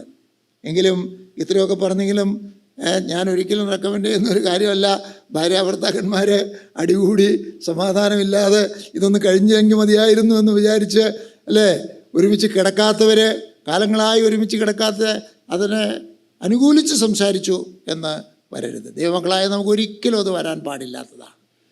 കാരണം ക്ഷമിക്കാനും സ്നേഹിക്കാനും ഉള്ള പ്രമാണങ്ങളൊക്കെ പഠിച്ച് അത് നമ്മളെ കൊണ്ട് ചെയ്യിക്കാൻ പരിശുദ്ധാത്മാവിനെയും പ്രാപിച്ചിരിക്കുന്ന നമ്മളുടെ ജീവിതം ഏറ്റവും സമാധാനവും സന്തോഷവും ഐക്യവും നിറഞ്ഞ, ഞാൻ പറയുന്നത് കുടുംബജീവിതം, വിവാഹ ജീവിതം ആയിരിക്കേണ്ടതല്ലേ? തീർച്ചയായിട്ടും ആണ്. എങ്കിലും സന്തോഷം എന്ന് പറയുന്ന ആ ഒരു സന്തോഷം എന്ന് പറഞ്ഞാൽ നമ്മുടെ ഫീലിങ്സ്, നമ്മുടെ ഇമോഷൻസ്, നമുക്കുള്ള സാറ്റിസ്ഫാക്ഷൻ, അതിനൊക്കെ ഇത്രയും പ്രാധാന്യം കൊടുക്കുന്നതിൻ്റെ പേര് എക്സിസ്റ്റൻഷ്യലിസം എന്നാണ്. ബൈബിളിൽ വിശ്വാസമില്ല, ബൈബിളിൽ ആധാരമില്ലാത്ത തത്വചിന്തകളാണ് അതിൻ്റെയൊക്കെ പിന്നിലുള്ളത്, ഈ അടിച്ചു പൊളിക്കുന്നതിൻ്റെ പിന്നിലുള്ളത്. ദൈവവചനം പറയുന്ന സന്തോഷം എന്ന് പറയുന്നത് എന്താണ്? പണ്ട് പാട്ട് പാടാറുണ്ട്, happiness is to know the saviour എന്നല്ലേ പാടിയത്. രക്ഷകനെ, ഭാര്യയും ഭർത്താവും കുടുംബത്തിൽ രക്ഷകനെ അറിയുന്നതാണ് സന്തോഷം. നിങ്ങളുടെ വീട്ടിൽ ഏറ്റവും സന്തോഷമുള്ള അവസരങ്ങൾ എന്താണ്? ഒരുമിച്ചിരുന്ന് പാട്ടുപാടി കർത്താവിനെ ആരാധിക്കുന്നതാണോ? അതോ വാരാന്ത്യത്തിൽ കറങ്ങാൻ പോകുന്നതാണോ? അന്ന് ചിലപ്പോൾ പ്രാർത്ഥനയും കാണില്ല. ഞാനതിനൊന്നും എതിരല്ല എന്ന് നിങ്ങൾ സംശയിക്കാതിരിക്കാൻ വേണ്ടി പറയുകയാണ്. അതൊക്കെ ചെയ്യണം, അതിൻ്റേതായ സ്ഥാനത്ത് അതിനെ നിർത്തണം. സഭാപ്രസംഗമൊക്കെ വായിച്ച് നമ്മളും കുറച്ച് എക്സിസ്റ്റൻഷ്യലിസ്റ്റായി പോയിട്ടുണ്ടോ എന്ന് എനിക്ക് തോന്നാറുണ്ട്. ഈ ജീവിതം ആസ്വദിക്കാനുള്ളതാണ് അല്ലേ? സോഷ്യൽ മീഡിയ, വാട്സാപ്പ് മെസ്സേജിലൊക്കെ എന്താ കാണുന്നത്? ആസ്വദിക്കാനുള്ളതാണ്. ഞങ്ങൾക്കൊക്കെ വയസ്സായല്ലോ, 71 72 ആയി. അപ്പോൾ എൻ്റെ ഫ്രണ്ട്സൊക്കെ അങ്ങനെ ആയവരാ.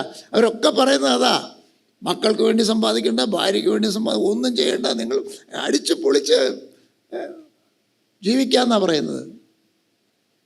ആ ലോകത്തിലാണ് നമ്മൾ ജീവിക്കുന്നത്. എൻ്റെ പ്രിയപ്പെട്ടവർ, നമുക്ക് അടിച്ചു പൊളിക്കാൻ വേറെ സംവിധാനം ദൈവം ഉണ്ടാക്കിയിട്ടുണ്ട്. അത് അടിപൊളിയായിരിക്കും. നമ്മൾ ഉദ്ദേശിക്കുന്നതിലും അപ്പുറത്തുള്ള ആനന്ദമെന്നല്ല, അതിന് പറയുന്നത് പരമാനന്ദമെന്നാണ്. ദൈവസന്നിധിയിൽ നാം നിത്യം വാഴാൻ പോകുന്ന ദൈവസന്നിധിയിൽ പ്ലഷേഴ്സ് ഫോർ എവർ മോർ എന്നാണ് സങ്കീർത്തനകാരൻ അതിനെക്കുറിച്ച് പറയുന്നത്. ഞാൻ പറയുന്നത് തെറ്റിദ്ധരിക്കരുത്, ഞാനൊരു സന്യാസ ജീവിതത്തിന് വേണ്ടി നിങ്ങളെ പ്രോത്സാഹിപ്പിക്കുന്നു എന്ന് ചിന്തിക്കരുത്. അങ്ങനെ ചിന്തയുള്ളൊരു മനുഷ്യനല്ല ഞാൻ. പക്ഷേ ഇതിൻ്റെ ഒരു ബാലൻസ് വേണമെന്ന് ആത്മാർത്ഥമായി വിശ്വസിക്കുന്നു. അത് കല്യാണത്തിലും വിവാഹത്തിൻ്റെ ആലോചനയിലും അതിൻ്റെ നടത്തിപ്പിലുമൊക്കെ പ്രതിഫലിക്കണം എന്നാണ് ഞാൻ പറയാൻ ആഗ്രഹിക്കുന്നത്. അപ്പം ലവ് മാരേജ് കൊണ്ട് എന്താ ഗുണം? ലവ് മാരേജ് ആകുമ്പോൾ ഭാര്യയും ഭർത്താവും ആകാൻ പോകുന്ന ആളുകളൊക്കെ അന്യോന്യം അറിഞ്ഞ് സ്നേഹിച്ച് എനിക്ക് ഒക്കുമോ എന്നൊക്കെ ഒന്ന് നോക്കി ഇരിക്കുന്നതിൻ്റെ ഒരു സൗകര്യം ഉണ്ടെന്നാണ് പറയുന്നത്. ഉണ്ട്, അത്രയും സൗകര്യം ഉണ്ട്, ഇല്ലെന്ന് പറയാൻ പറ്റില്ല. ഞങ്ങളുടെയൊക്കെ കല്യാണം എന്ന് പറഞ്ഞാൽ ലവ് മാരേജ് അല്ല. അപ്പം ഞങ്ങളുടെയൊക്കെ കല്യാണം എന്ന് പറഞ്ഞാൽ കല്യാണം കഴിഞ്ഞ്, ഉറപ്പിക്കൽ കഴിഞ്ഞ്, കല്യാണം കഴിഞ്ഞ് വീട്ടിലേക്ക് വന്ന് ഞങ്ങളുടെ ആ വാഴത്തോട്ടത്തിലേക്ക് വൈകുന്നേരം ഇറങ്ങിപ്പോയിട്ട് ആദ്യം എൻ്റെ ഭാര്യ എൻ്റെ നെഞ്ചിലൊരു ഉമ്മ എന്ന് എനിക്ക് ഇപ്പോഴും ഓർമ്മയുണ്ട്. അതിന് മുമ്പ് അവളെ തൊട്ടത് ഓർമ്മയുള്ളത് കല്യാണം കഴിക്കുന്ന സമയത്ത് അവളെ കൈ തൊട്ടത് ഓർമ്മയുണ്ട്. പെണ്ണുങ്ങളെ കൈയൊന്നും നമ്മൾ തൊടാറില്ലല്ലോ. ഇപ്പം കൈയും തൊട്ട് തോളിൽ കൈയും വെച്ച് കെട്ടിപ്പിടിച്ച് ഒക്കെ ജീവിച്ചിട്ട് എന്തോ കല്യാണം, അവരുടെയൊക്കെ കല്യാണം എന്നാണ്. ഞങ്ങളുടെ കല്യാണമായിരുന്നു ശരിയായ കല്യാണം. അതിൻ്റെ മൂല്യം കൂടുന്നത് അങ്ങനെയൊക്കെ ചെയ്യുമ്പോഴാണ്. കവികളും പറഞ്ഞിട്ടുള്ള കാര്യമാണ്, വിരഹം ദാമ്പത്യ സുഖം വർദ്ധിപ്പിക്കുമെന്നാണ്. എന്ന് പറഞ്ഞാൽ തൽക്കാലത്തേക്കൊന്ന് മാറിയിരുന്നാലേ. ഞാൻ വെറുതെ പറയുകയല്ല. സന്തോഷത്തെക്കുറിച്ച്, അനുഗ്രഹത്തെക്കുറിച്ച്, ഭാഗ്യകരമായ ജീവിതത്തെക്കുറിച്ചൊക്കെയുള്ള ഒരുപാട് വികലമായ ചിന്താഗതികൾ ലോകത്തിൽ പ്രചരിക്കുന്നത് വിശ്വാസികളെയും ഒട്ടും സ്വാധീനിക്കാതെ ഇരിക്കുന്നില്ല എന്ന് തന്നെയാണ് ഞാൻ പറയാൻ ആഗ്രഹിക്കുന്നത്. അത് കടന്നു വരികയാണ് നമ്മുടെയൊക്കെ വിവാഹത്തിൻ്റെ മേഖലകളിലേക്കും. ശരി, പ്രായോഗികമായ നടപടികളെക്കുറിച്ച് പറയുമ്പോൾ വധൂവരന്മാരുടെ സമ്മതം വാങ്ങിയ ശേഷം അല്ലെങ്കിൽ അത് ഉറപ്പിക്കുന്നതിന് മുൻപ് ഒരു കൗൺസിലിംഗ് നടത്തുന്നത് നന്നായിരിക്കും. ദൈവഹിതമാണ് എന്ന് ഉറപ്പിക്കാൻ ദമ്പതിമാരെ സഹായിക്കുക എന്നുള്ളതാണ് അതിൻ്റെ ലക്ഷ്യം. ഇപ്പോൾ ഈ അടുത്തിടയ്ക്ക് നമ്മുടെ ഇടയിലൊക്കെ അങ്ങനെ കാണുന്നുണ്ട്. വിവാഹം നിശ്ചയിക്കുന്നതിന് മുൻപൊരു കൗൺസിലിംഗ്. വിവാഹം നിശ്ചയിക്കുന്നതിന് മുൻപ് ഉള്ള കൗൺസിലിംഗ് വളരെ പ്രധാനപ്പെട്ടതാണ് എന്ന് തോന്നുന്നു. കാരണം നിശ്ചയിച്ചതിന് ശേഷം അതൊരു നിശ്ചയമായി തീരണമെങ്കിൽ അത് വേണമല്ലോ. പിന്നെ അതിൽ മാറാനൊന്നുമില്ല. പിന്നെ അതിൻ്റെ വിശദമായ കാര്യങ്ങളൊക്കെ, ജീവിത സംബന്ധമായ കാര്യങ്ങളൊക്കെ പറയാം. എന്നാൽ കാഴ്ചപ്പാടുകളും ഒക്കെ സംബന്ധിച്ചതായ കാര്യങ്ങൾ അതിന് മുൻപ് തന്നെ പറഞ്ഞ് ഒരു ഏകദേശ യോജിപ്പൊക്കെ ഉണ്ട്. ഏകദേശ യോജിപ്പല്ല, അടിസ്ഥാനപരമായ യോജിപ്പ്. ചുരുക്കി പറഞ്ഞാൽ ദൈവവചനത്തിൽ പറഞ്ഞ പോലെ ഞാൻ ചെയ്യുള്ളൂ. ഞാൻ ഈ വിവാഹത്തിലേക്ക് പ്രവേശിക്കുന്നത് ദൈവത്തിൻ്റെ ഇഷ്ടപ്രകാരമാണ്. ദൈവത്തിൻ്റെ ഇഷ്ടം പൂർത്തിയാക്കാനാണ്. ദൈവ ഇഷ്ടപ്രകാരമുള്ളൊരു ഭാര്യ ആയിരിക്കണമെന്നാണ് എൻ്റെ സമർപ്പണം. വേറെ എന്തും ഞാൻ വെട്ടിവീഴ്ചയ്ക്ക് തയ്യാറാണ് എന്നൊരു പെൺകുട്ടി പറഞ്ഞാൽ ധൈര്യമായിട്ട് അവളെ കെട്ടിച്ചുവിടാം. ഒരു ചെറുക്കൻ പറഞ്ഞാൽ അവളെ നമുക്ക് ധൈര്യമായിട്ട് കെട്ടിച്ചുവിടാം. എന്നാൽ അങ്ങനെയല്ല. ഞാൻ അവിടെ ചില ഗുണങ്ങൾ കാണുന്നു, ഇവിടെ ചില ഗുണങ്ങൾ കാണുന്നു, ശരിയാകുമെന്ന് വിചാരിച്ച്, കർത്താവ് സഹായിക്കുമെന്ന് വിചാരിച്ച് ഞങ്ങളങ്ങ് മുമ്പോട്ട് പോവുകയാണ് എന്നൊക്കെ പറഞ്ഞാൽ ശരിയായില്ലെങ്കിലോ, പ്രതീക്ഷകൾ നിറവേറിയില്ലെങ്കിലോ? അപ്പോൾ അതുകൊണ്ട് ആ ലെവലിലുള്ള ഒരു കൗൺസിലിങ് ആവശ്യമാണ് എന്ന്, അതൊരു നമ്മുടെ ഇടയിലൊക്കെ ഓരോ കാര്യങ്ങൾ ഇങ്ങനെ പഠിപ്പിക്കുകയും അത് പ്രവൃത്തിയിൽ കൊണ്ടുവരികയും അത് പതിവായി ചെയ്യുകയും അങ്ങനെ അതൊരു ചടങ്ങായി തീരുകയും ചെയ്യുമ്പോൾ നമ്മുടെ ഒരു കൾച്ചറിൻ്റെ ഭാഗമായിട്ടത് മാറും. അങ്ങനെ ആക്കി തീർക്കണം, എങ്കിലേ അത് നിലനിൽക്കുകയുള്ളൂ. അല്ലെങ്കിൽ ഇപ്പോൾ എന്തിനാ കൗൺസിലിങ്, ഞങ്ങൾക്ക് കൗൺസിലിങ്ങിൻ്റെ ആവശ്യമൊന്നുമില്ല എന്ന് ചിന്തിക്കുന്ന കുറേ ആളുകൾ കാണും. അങ്ങനെ ചിന്തിക്കാതെ ഇരിക്കാൻ അത് നമ്മുടെ ഒരു കൾച്ചറിൻ്റെ ഭാഗമായി അത് ആർക്കും ഒരു വിഷമം തോന്നാത്ത രീതിയിൽ അത് ചെയ്തെടുക്കാനുള്ളൊരു പ്രത്യേക കൃപ വേണം എന്ന് മാത്രമേ ഉള്ളൂ. അങ്ങനെ ഒരു കൗൺസിലിങ്ങിൽ കൗൺസിലിംഗ് കഴിഞ്ഞാൽ മാത്രം പോരാ, കൗൺസിലിംഗ് ചെയ്യുന്ന ആളുകളുടെ ഒരു സമ്മതം അല്ലെങ്കിൽ അവരുടെ ഒരു ഗ്രീൻ സിഗ്നൽ കാണിച്ചിട്ട് വേണം അടുത്ത പടിയിലേക്ക് പോകുവാൻ എന്ന് ഞാൻ നിർദ്ദേശിക്കുകയാണ്. തുടർന്ന് വിവാഹത്തെക്കുറിച്ച്, ചടങ്ങുകളെക്കുറിച്ചൊക്കെ ഒരു നമ്മുടെ ഉപയോഗിക്കുന്ന വാക്കുകൾ, വിവാഹം ഉറപ്പിച്ചു നിശ്ചയിച്ചിട്ടില്ല എന്ന് പറയും. അങ്ങനെ ഒരു കാര്യമുണ്ടോ? ഉറപ്പിക്കുന്നതല്ലേ നിശ്ചയിക്കുക. പിന്നെ എൻഗേജ്മെൻറ്റ്, ചിലർ ബിട്രോത്തൽ, ഇങ്ങനെയൊക്കെയുള്ള വാക്കുകൾ ഉപയോഗിക്കുന്നുണ്ട്. അർത്ഥം മനസ്സിലാക്കിയാണോ എന്നറിയില്ല. എൻഗേജ്മെൻ്റ് നടന്നില്ല, വിവാഹ നിശ്ചയം നടന്നു, എൻഗേജ്മെൻ്റ് നടന്നില്ല. എന്താ ഈ പരിപാടി എന്ന് വെച്ചാൽ മലയാളം നടന്നു, ഇംഗ്ലീഷ് നടന്നില്ല എന്നാണോ? മലയാളത്തിലുള്ള ചടങ്ങ് നടന്നു, അടുത്തൊരു ചടങ്ങ് ഇംഗ്ലീഷ് നടത്തുന്നതാണോ? ഞാൻ ഇംഗ്ലീഷ് വിരോധിയല്ല. എനിക്ക് ഒന്നും ഉപയോഗിക്കുന്നതിന് യാതൊരു അറിയാവുന്നതൊക്കെ ഉപയോഗിക്കുന്നതിന് സന്തോഷമാണ്. പക്ഷേ എന്താ പറയുന്നതെന്ന് നമ്മൾ തന്നെ അറിയണം. ഒരു ചെണ്ട കൊട്ടി പാട്ട് പാടി പ്രാർത്ഥിച്ച് വലിയൊരാൾക്കാരെ വിളിച്ച് സദ്യയൊക്കെ കൊടുത്താൽ അതിൻ്റെ പേരാണോ എൻഗേജ്മെൻറ്റ് എന്നുള്ള രീതിയിലാണ്. എൻഗേജ്മെൻറ്റ് നടന്നില്ലെന്ന് പറഞ്ഞാൽ അതാണ് പലപ്പോഴും ഉദ്ദേശിക്കുന്നത്. നിങ്ങൾക്കറിയാമല്ലോ, ഞാൻ പറയേണ്ട ആവശ്യമില്ലല്ലോ. വിവാഹത്തിൻ്റെ ഉറപ്പിക്കൽ തന്നെയാണ് വിവാഹ നിശ്ചയം. വിവാഹ നിശ്ചയം തന്നെയാണ് എൻഗേജ്മെൻറ്റ്.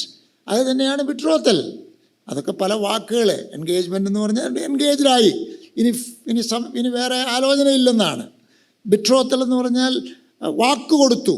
ബിട്രോത്ത് എന്ന് പറഞ്ഞാൽ സത്യം ചൊല്ലി വാക്ക് കൊടുത്തു എന്നുള്ള ആശയമാണ്. അപ്പോൾ അത് വാക്ക് കൊടുത്താൽ മാറാൻ പാടില്ലല്ലോ. അതാണ് അതിൻ്റെ അർത്ഥം. ഉറപ്പിച്ചു എന്ന് പറഞ്ഞാൽ ഉറപ്പിച്ചു. അതിൽ സംശയമൊക്കെ ഉണ്ടായിരുന്നു, ആലോചിക്കേണ്ടതൊക്കെ ആലോചിച്ചു, ഇതൊക്കെ ഒന്ന് തന്നെയാണ്. അല്ലെങ്കിൽ ഒന്നിൻ്റെ വിവിധ വശങ്ങളാണ് എന്നൊന്ന് അറിഞ്ഞിരുന്നാൽ, അല്ലെങ്കിൽ അറിഞ്ഞ പോലെ സംസാരിക്കാനിടയായാൽ നല്ലതാണ് എന്ന് ഞാൻ ചിന്തിക്കുകയാണ്. ഇപ്പോൾ നടക്കുന്ന രീതി അതാണല്ലോ. വിവാഹം ആലോചിക്കുന്നതിന് മുൻപ് ഒരു ധാരണയൊക്കെ ഉണ്ടാകുന്നു. ആ ധാരണയ്ക്കനുസരിച്ച് വിവാഹം നിശ്ചയിക്കുന്നു. വിവാഹ നിശ്ചയത്തിന് ബൈബിളിലൊക്കെ വളരെ പ്രാധാന്യമുണ്ട്. യഹൂദന്മാരുടെ ഇടയിൽ അന്നും ഇന്നും വളരെ പ്രാധാന്യമുണ്ട്. വിവാഹ നിശ്ചയം കഴിഞ്ഞാൽ നിയമപരം ആയി വിവാഹം നടന്നതായിട്ടാണ് അവരൊക്കെ കണക്കാക്കുന്നത്. അതുകൊണ്ട് വിവാഹ നിശ്ചയത്തെ അങ്ങനെ തന്നെ ഗൗരവമായിട്ട് എടുക്കുന്നതാണ് നമുക്ക് നല്ലത്. നമ്മുടെ നാട്ടിൽ അങ്ങനെ ഇല്ല കേട്ടോ. ഇവിടെ നാട്ടിലെ നിയമം അനുസരിച്ച് വിവാഹം നിശ്ചയിച്ചു എന്നുള്ളത് കൊണ്ട് വിവാഹിതരായിട്ടൊന്നും അവരൊരു ലീഗൽ സ്റ്റാറ്റസ് അവർക്ക് കിട്ടുന്നില്ല. വിവാഹം നിശ്ചയിച്ചതിന് ശേഷം വിവാഹം മാറിപ്പോവുകയൊക്കെ ചെയ്താൽ ഒരുപക്ഷെ മാനഹാനിക്കോ അല്ലെങ്കിൽ ആ സദ്യയുടെ ചെലവ് നഷ്ടപ്പെട്ടു എന്നൊക്കെ പറഞ്ഞ് കേസ് കൊടുക്കാം. പഞ്ചായത്തായി തീർന്നില്ലെങ്കിൽ കോടതിയിൽ പോയാൽ കോടതി ആ ചിലവൊക്കെ കൊടുക്കാൻ വിധിക്കും. അത്രേ ഉണ്ടാവുള്ളൂ. അല്ലാതെ നിങ്ങളെ വിവാഹിതരായിട്ടൊന്നും അവർ കണക്കാക്കുകയില്ല. അപ്പോൾ എങ്കിലും അത് ഈ നാട്ടിലെ രീതി, നാട്ടിലെ നിയമങ്ങൾ മാറട്ടെ. എന്നാൽ നമ്മളെ സംബന്ധിച്ചിടത്തോളം ദൈവവചനത്തിൻ്റെ രീതിയിൽ പറയുമ്പോൾ വിവാഹ നിശ്ചയത്തിന് വളരെ വലിയ പ്രാധാന്യമാണ്. ദൈവമക്കളായ നമ്മെ സംബന്ധിച്ച്, ദൈവസഭകളെ സംബന്ധിച്ച് കർത്താവുമായിട്ടുള്ള നമ്മുടെ ബന്ധം എന്താണ്? കർത്താവ് മണവാളനും നമ്മൾ മണവാട്ടിയുമാണല്ലേ. വിവാഹ നിശ്ചയമേ കഴിഞ്ഞിട്ടുള്ളൂ. മാറുമോ? മാറാൻ പാടുണ്ടോ? ഒരിക്കലും മാറുകയില്ല. അപ്പോൾ വിവാഹ നിശ്ചയത്തിന് അങ്ങനെ വലിയ പ്രാധാന്യം കൊടുത്തു തന്നെ കാര്യങ്ങൾ ചെയ്യേണ്ടത് ആവശ്യമാണ്. നമ്മുടെ ഇടയിൽ അതിനെക്കുറിച്ചൊക്കെ ഉള്ള ഈ മേഖലകളിൽ ചില വ്യത്യാസങ്ങൾ വന്നിട്ടുണ്ട്. ആ വ്യത്യാസങ്ങൾ നല്ലതോ തീയതോ എന്ന് സ്വയം ശോധന ചെയ്യേണ്ടത് ആവശ്യമാണ്. നിശ്ചയത്തിന് മുൻപ് കൗൺസിലിംഗ് ഉള്ളതുപോലെ തന്നെ വിവാഹത്തിന് മുൻപ് ഉള്ള കൗൺസിലിങ്ങും തുടരണം എന്ന് മാത്രമല്ല, അത് ഫലപ്രദമായി ചെയ്യേണ്ടത് ആവശ്യമാണ്. കൗൺസിലിംഗ് സ്വീകരിച്ചവർ ചിലരൊക്കെ പറഞ്ഞു കേട്ടിട്ടുണ്ട്, ഞങ്ങളോട് ഇതൊന്നും കൗൺസിലിങ്ങിൽ പറഞ്ഞില്ല. കൗൺസിലിംഗ് ചെയ്യുന്നവർ പറയുന്നത് 8 മണിക്കൂർ കൊണ്ട് ചെയ്യേണ്ട കൗൺസിലിംഗ് 1 മണിക്കൂർ 2 മണിക്കൂർ കൊണ്ട് തിരക്കിട്ട് ചെയ്താൽ എങ്ങനെ ചെയ്യും? രണ്ടും ശരിയല്ലേ? രണ്ടും ശരിയാ. അപ്പോൾ കൗൺസിലിംഗ് ചെയ്യുന്നുണ്ടെങ്കിൽ അത് ശരിയായിട്ട് തന്നെ ചെയ്യണം. അതിന് സമയം കൃത്യമായി തന്നെ വാങ്ങണം. കുറച്ചൊക്കെ ഇപ്പോൾ ഇന്നത്തെ സാഹചര്യത്തിൽ വീഡിയോ കോൺഫറൻസിങ്ങിൽ ചെയ്താലും തരക്കേടില്ല, ഒട്ടും കുറയ്ക്കാനില്ല. വിവാഹത്തിന് മുമ്പ് പറയേണ്ട കാര്യങ്ങൾ വിവാഹത്തിന് മുമ്പേ പറയാൻ പറ്റുള്ളൂ. വിവാഹം കഴിഞ്ഞ് പറഞ്ഞിട്ട് കാര്യമില്ല. അതുപോലെ തന്നെ കൗൺസിലിങ്ങിനെ കുറിച്ച് വേറൊരു വാക്ക് പറയാനുള്ളത്, വിവാഹം കഴിഞ്ഞിട്ടുള്ള ഒരു കൗൺസിലിങ്ങും നിർബന്ധമാക്കണമെന്നാണ് എൻ്റെ അഭിപ്രായം. വിവാഹം കഴിഞ്ഞിട്ടുള്ള ഒരു കൗൺസിലിങ് അടുത്ത ദിവസങ്ങളിൽ, ഒരുപാട് വൈകാതെയുള്ള ഒരു ദിവസങ്ങളിൽ അത് നിർബന്ധമാക്കണം. ആ കൗൺസിലിങ്ങിൽ കണ്ടുപിടിച്ച് പറയേണ്ടതായിരിക്കുന്ന കാര്യങ്ങൾ പറയാൻ കൗൺസിലിംഗ് ചെയ്യുന്ന കൗൺസിലേഴ്സ് ശ്രദ്ധിക്കണം. അവർക്ക് ഒന്നുമില്ല, ആ കാലങ്ങളിൽ ഉള്ള ആ ദിവസങ്ങളിൽ അവർ ഒരുമിച്ച് ജീവിച്ചപ്പോഴുണ്ടായ അനുഭവങ്ങൾ പങ്കിടാനും അവർക്ക് ഉണ്ടായ എന്തെങ്കിലും ബുദ്ധിമുട്ടുകൾ ഒക്കെ പറയാനും ഒക്കെ ഉള്ളതായ ഒരവസരമാണ്.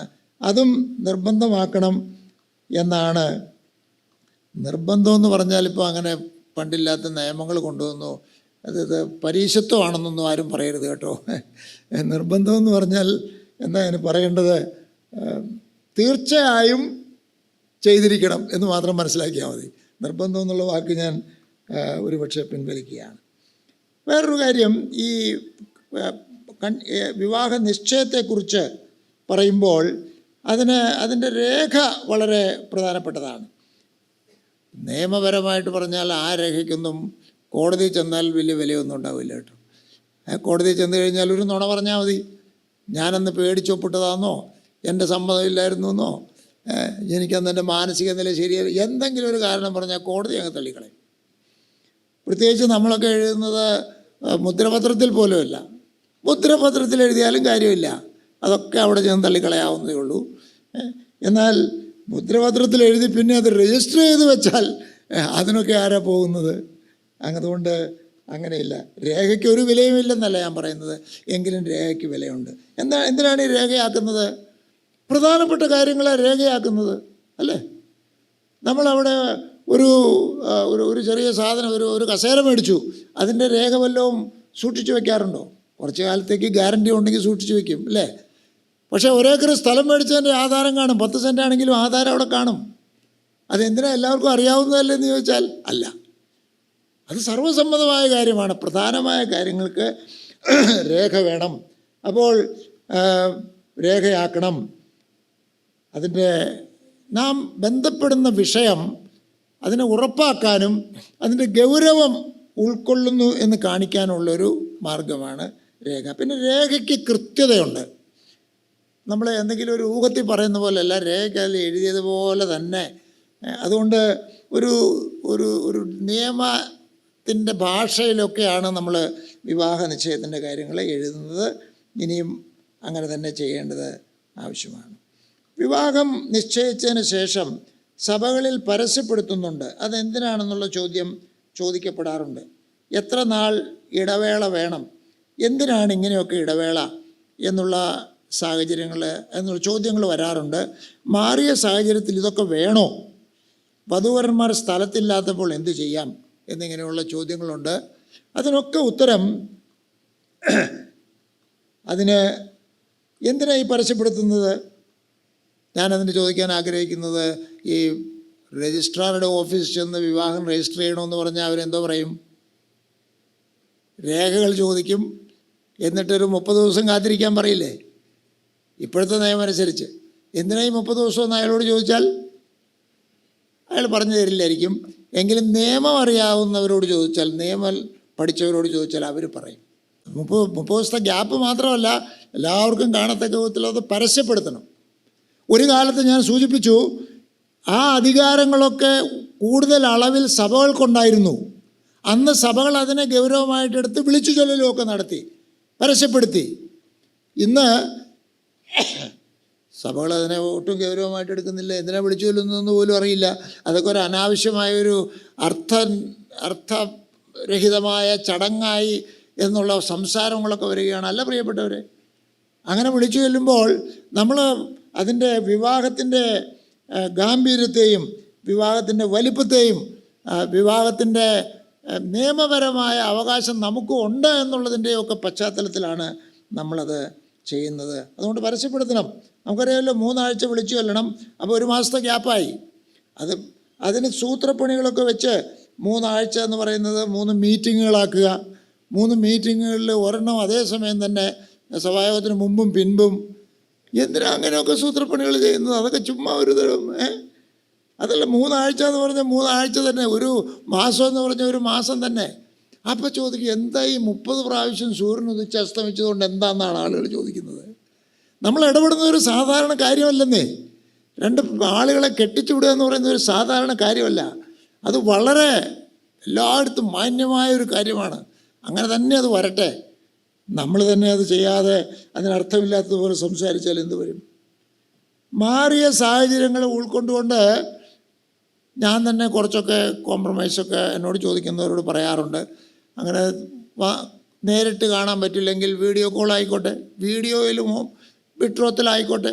കാരണം അവർ പറയുമ്പോൾ ഇവിടെ വന്നാൽ 1 ആഴ്ച കൊണ്ട് അല്ലെങ്കിൽ 2 ആഴ്ച കൊണ്ട്, ആകപ്പാടെ 3 ആഴ്ചയേ ഉള്ളൂ, കല്യാണം കഴിച്ച് 3 ആഴ്ച വിളിച്ചു ചൊല്ലിയിരുന്നാൽ പിന്നെ കല്യാണം കഴിച്ച ഉടനെ ചെറുക്കം പോകും എന്നൊക്കെ ഉള്ളത് പ്രായോഗികമായ സാഹചര്യങ്ങളാണ്.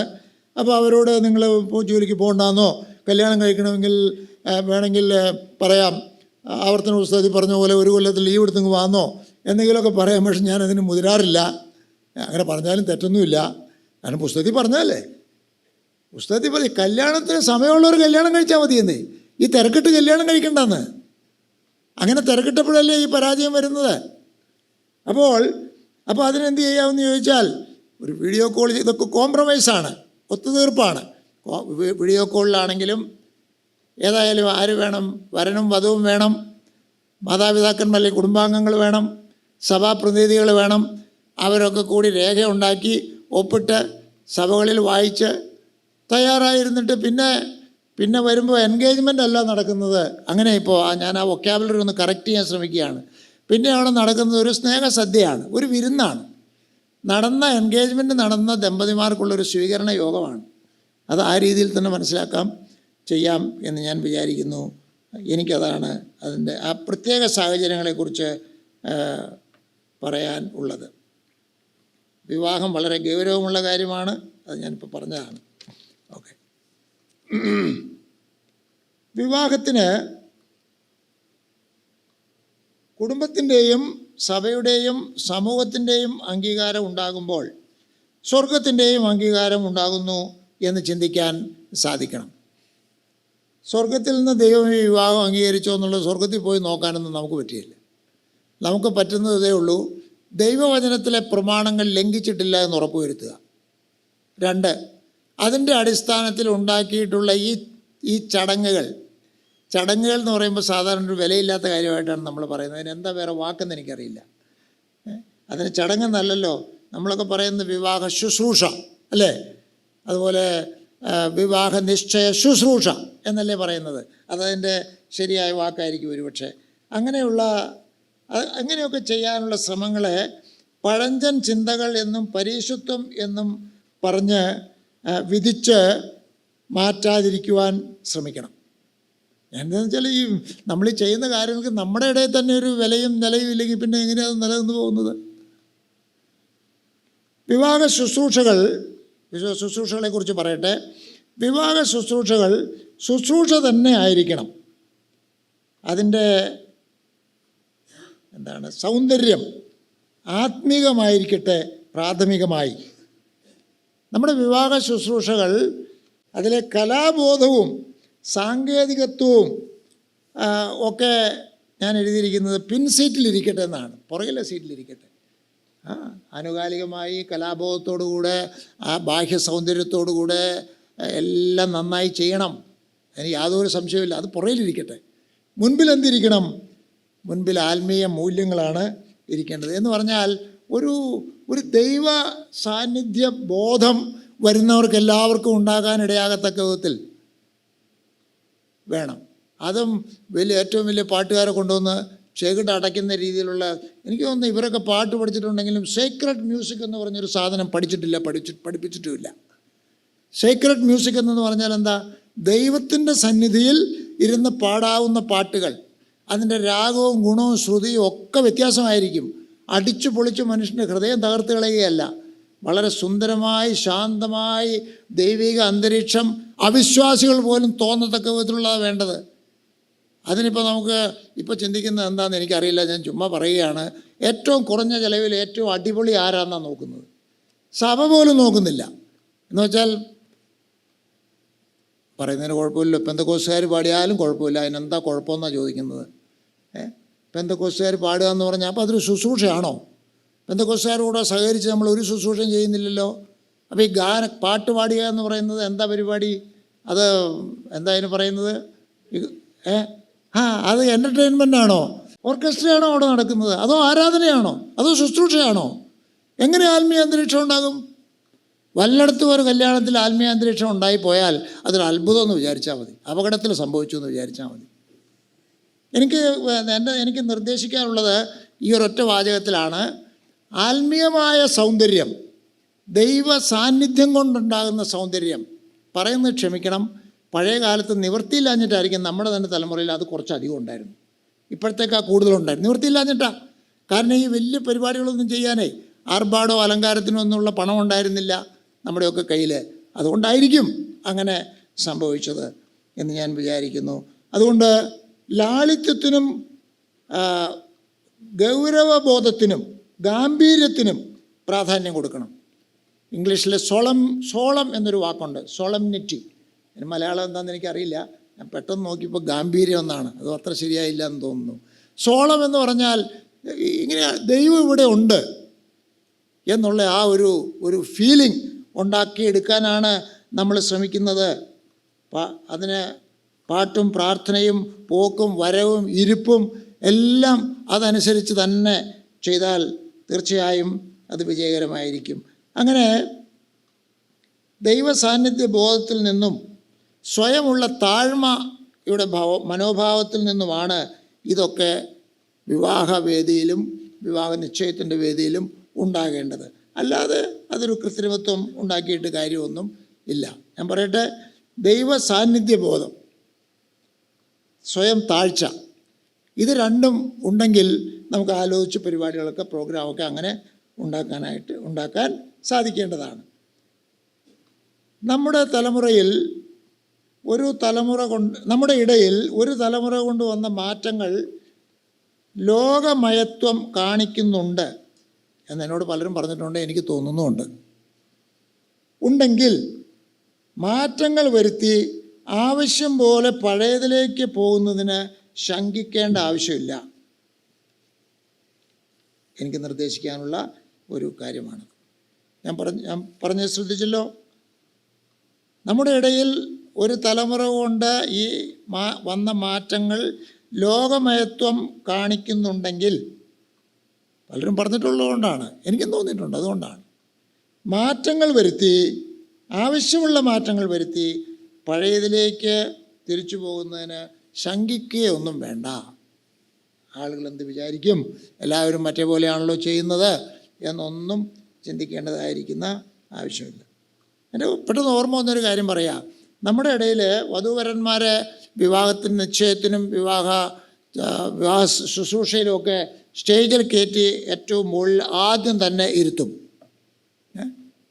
ആദ്യം ഇല്ലായിരുന്നു കേട്ടോ, ഞാനൊന്നും കല്യാണം കഴിച്ചു, എൻ്റെ കല്യാണത്തിന് എന്നെ അങ്ങനെ ഇരുത്തിയില്ല.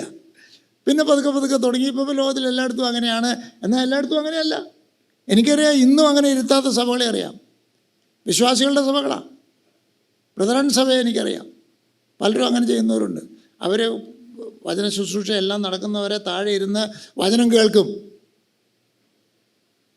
ഞാൻ പറയുന്നത് അങ്ങനെ ഇരുത്തണമെന്നോ ഇരുത്തണ്ടെന്നോ ഒന്നുമല്ല. ഇനി അങ്ങനെ ഇരുത്തുന്നില്ല എന്ന് തീരുമാനിച്ചാലും കുഴപ്പമില്ല എന്ന്. അങ്ങനെ ഇപ്പോഴും നടക്കുന്നുണ്ട്, പണ്ട് നടന്നിട്ടുണ്ട്. അവരങ്ങനെ മോളിൽ കയറി ഇരിക്കേണ്ട അത്യാവശ്യമൊന്നുമില്ല. അവരുടെ ദിവസമാണല്ലോ എന്നൊക്കെയാണ് പറയുന്നത്. അവരുടെ ദിവസമല്ല, ഇത് കർത്താവ് ഉണ്ടാക്കിയ ദിവസം. എൻ്റെ മകളെ വിവാഹത്തിനായി ദൈവം നിശ്ചയിച്ച ദിവസം. ദൈവനാമം മഹത്വപ്പെടട്ടെ. പെന്തക്കോസ്തുകാരാണെങ്കിൽ കുറേ പാസ്റ്റർമാരിരിക്കും, അവരിരുന്നാലും ദൈവനാമം മഹത്വമാണെങ്കിൽ അവരിരിക്കട്ടെ. ആരും ഇരിക്കാതെ ഖാലിയായിട്ടുള്ള സ്റ്റേജിൽ ഇവൻ്റ് മാനേജ്മെൻറ്റിൻ്റെ പ്രിൻസിപ്പിൾസ് ഉപയോഗിച്ച് നടത്തുന്നവരുണ്ട്. അതിലൊന്നും പുരോഗമനം ഞാൻ കാണുന്നില്ല. പ്രത്യേകിച്ച് ഇതൊരു കൂദാശയാണ്. നമ്മൾ കൂദാശ എന്ന് വിളിക്കുന്നില്ലെങ്കിലും ഇതൊരു കർമ്മമാണ്, ഒരു വിശുദ്ധ കർമ്മമാണ്. ആർഭാടം കുറയ്ക്കുന്നതിലും ഒരു ആത്മീക മൂല്യമില്ലേ എന്ന് ചിന്തിക്കുവാൻ നിർബന്ധിതനാകുകയാണ്. വിവാഹം എന്ന് പറയുമ്പോൾ സാധാരണ നാട്ടുകാർ കാണിക്കുന്നത്, നമ്മുടെ ഉള്ളിലും ആ ഒരു പ്രവണത കാണും. എൻ്റെ മകൻ്റെ കല്യാണം, എൻ്റെ മകളുടെ കല്യാണം, അല്ലെങ്കിൽ ഇപ്പോൾ പിന്നെ അതുപോലെ പിള്ളേർ തന്നെ തീരുമാനിക്കുക, ഞങ്ങളുടെ കല്യാണം അങ്ങനെ ഗംഭീരമാക്കി നടത്തണം, ആർഭാടമായി നടത്തണം, അതിൻ്റെ ഒരു വീഡിയോ ഷൂട്ടൊക്കെ ചെയ്താൽ അത് വളരെ നന്നായിരിക്കണം എന്ന് ഉള്ളൊരു ചിന്തയിലേക്ക് വന്നിരിക്കുകയാണ്. എന്തിനാണ് ഇത്ര ആർഭാടം? ഞാൻ മറിച്ച് ചിന്തിക്കുകയാണ്, എന്തിനാണ് ഇത്ര ആർഭാടം?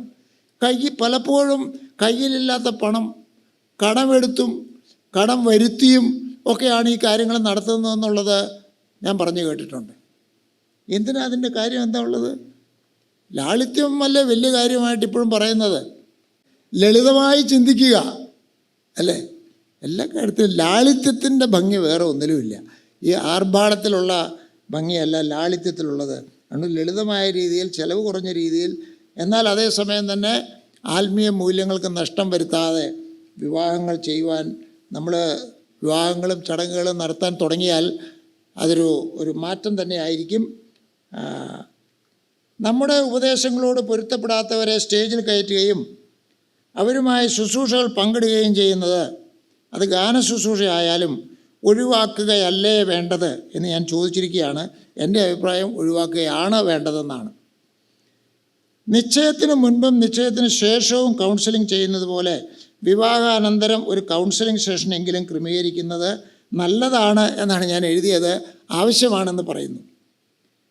അവസാനം, കൗൺസിലിങ്ങിന് പരിശീലനം ആവശ്യമാണ്. കൗൺസിലർക്കാണ് പരിശീലനം വേണ്ടത്. വളരെ വ്യത്യസ്തമായ ആശയങ്ങൾ ദമ്പതിമാർക്ക് ലഭിക്കാതിരിക്കുവാൻ അത് ആവശ്യമായി വരും. ഞാൻ ഒരുപാട് ക്രമീകൃതമല്ലാത്ത രീതിയിൽ പല കാര്യങ്ങളാണ് പറഞ്ഞത്. എല്ലാം കൂടുതൽ നന്നാവട്ടെ എന്ന് പ്രാർത്ഥിച്ചുകൊണ്ട് എൻ്റെ വാക്കുകളിൽ നിന്ന് വിരമിക്കുകയാണ്.